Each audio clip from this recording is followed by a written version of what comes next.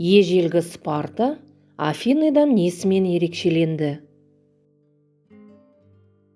Біздің заманымызға дейінгі 8-6 ғасырлар аралығында ежелгі Грекия аумағында көптеген полистер құрылды.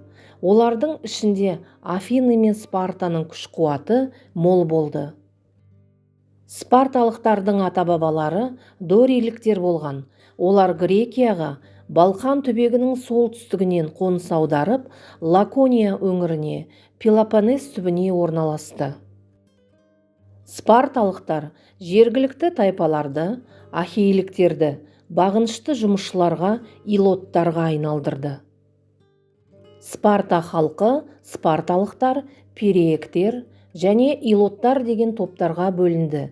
Периектер еркі бар адамдар, бірақ спарталықтармен теңдей құқықтарға ие бола алмады. Олар қолөнермен және саудамен айналысты. Илоттар жер өңдеп, мал шаруашылығымен шұғылданды. Спарталықтар әскери іспен айналысты.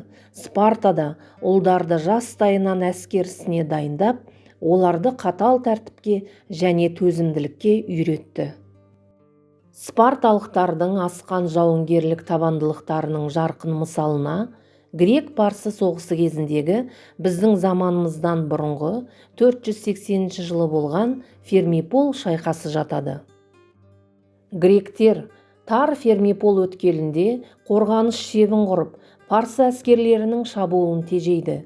Бірақ гректердің арасындағы бір сатқын парсыларға әскерлер орналасқан жерді айналып өтетін жолды көрсетіп береді.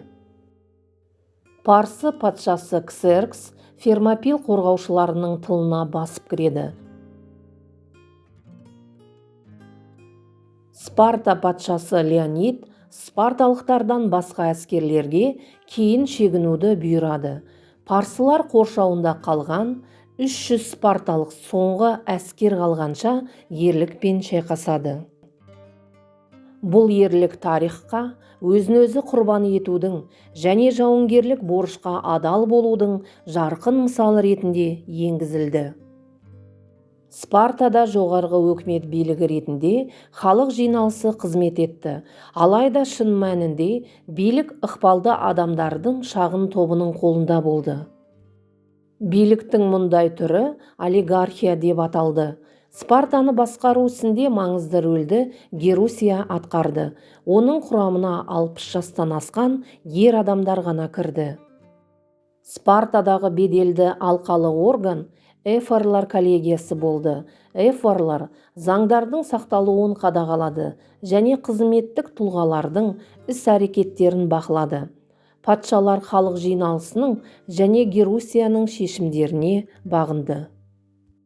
Шамамен біздің заманымызға дейінгі 9-8 ғасырларда Спартада Ликург есімді данышпан және атақты заңгер билікке араласты.